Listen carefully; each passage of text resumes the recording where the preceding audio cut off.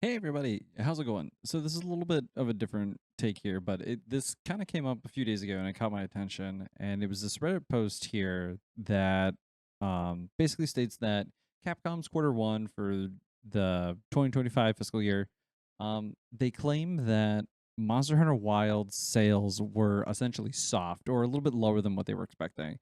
If you take just a little bit of a quick look on the screenshot I have here, um, they show Devil May Cry, they show Village or RE Village, RE4, and even Biohazard and stuff like that. And then way down towards the bottom there, you still have sales of Rise, and then you also have sales of Wilds, right? Um, and you can see that like Rise and Wilds are at least for the lifetime purchases right now. Rise beats out Wilds. Weirdly enough, it still beats out Wild. And if we look over here on what they have to rate, essentially is just regarding catalog titles, although sales were soft for Monster Hunter Wilds, the latest title in the series released in February this year, Monster Hunter Rise, a previous title in the same series, continued to see sales growth. Moreover, following the announcement of the latest title in the flagship of Resident Evil, yeah. So more or less, they're really surprised at like the the reception of Wilds. And there's probably a few reasons as to why in the background. I can't really say for certain. But one of the things that's come out of this, though, or at least that I speculate, is the fact that the title update for, title update 3 or whatever, the big story continuation and everything else got moved up. So, new level of quest difficulty and new reward systems with the talisman system, they actually moved it up. So we're not getting that at the end of September with title update 3 like planned. We're actually getting it, like they say here, in August 13th with version 1.021, which kind of interesting. Again, I can't necessarily say for certain as to why they specifically moved it up, but I'm almost certain that they're trying to essentially like recover a little bit of not so much of the faith, but just doing a little bit of a recovery. All I can really say. One thing, though, that's very interesting, and I want to make sure that this is very well stated, is the fact that, at least I feel, anyways, part of it's got to do with the current ecosystem of like games and the consoles specifically that you can go ahead and play them on. If we go over here and we look at the platforms that support Wilds as of right now, the list is pretty big. Granted, the computer one's a little bit different because Steam is basically like your go-to for all game sales on computer.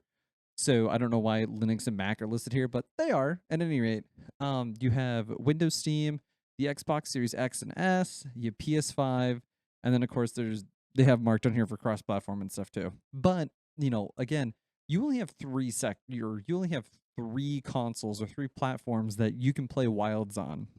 Now, with Wilds, right?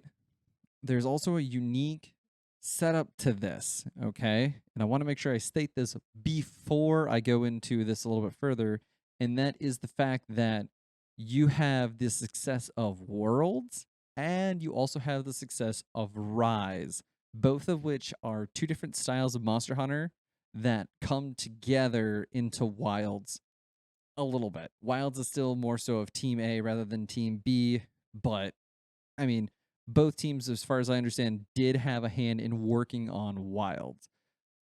Now, now, the other really interesting part too is, and if we go to the Steam chart, Wilds got released on computer at the same time as it got released on console. Okay, which means the initial starting point of the sales was huge.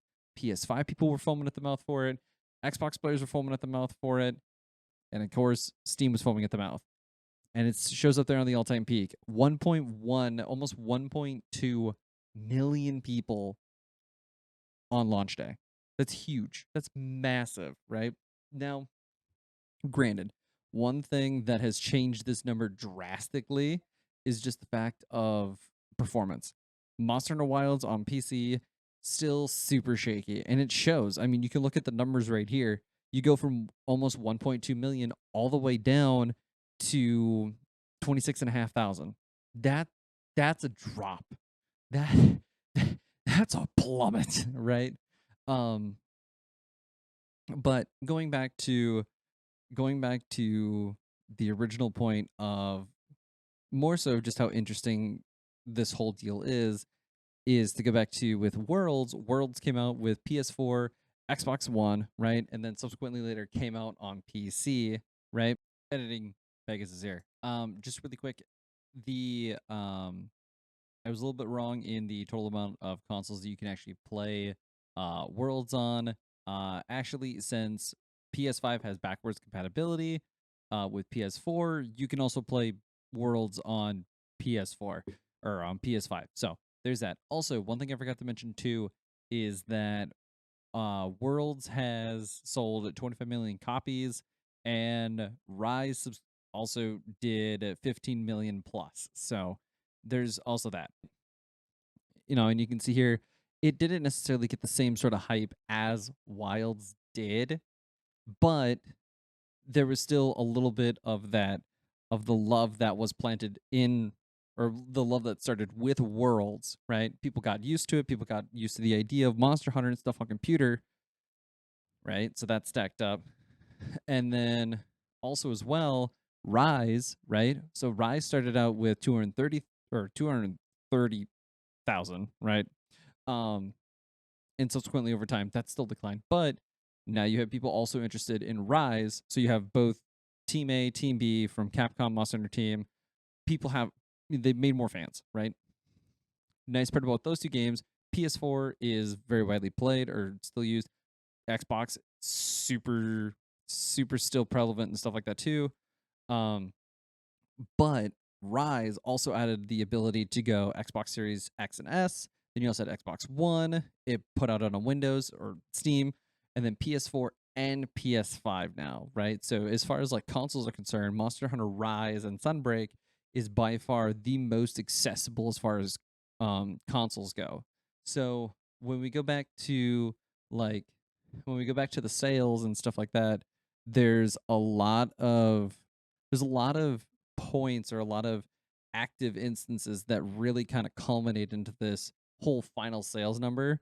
Now, granted, I have my own qualms and stuff with Wilds, and it's kind of its own little it's its own little gripe list. I do. And then the fact that it's like the story to me, anyways, doesn't even feel finished. Right, that's a huge one. Of course, everybody out there as well is super pissed about the performance and stuff on PC, which I get. I understand that. And the worst part too is your customers are going to be your best source of advertisement to get new players involved. And if you have all your Steam customers and stuff and they're already super pissed about the lack of performance and the lack of changes and the lack of updates to fix those and stuff like that. That doesn't look good. That doesn't look good at all. But hopefully soon that can kind of turn around and kind of get fixed, because Monster Hunter was one of the games that really pulled Capcom out of debt. Monster Hunter almost fully or is one of the most influential games of Capcom company, and it saved them. So I really hope that they can turn it around, make it better. I don't know what they could do to fix it other than just, you know, help out the players. Help out the players and finish what they started. And that's not even just like a demand or a threat, but I don't know. We'll have to wait and see. But that's all I got. Thanks.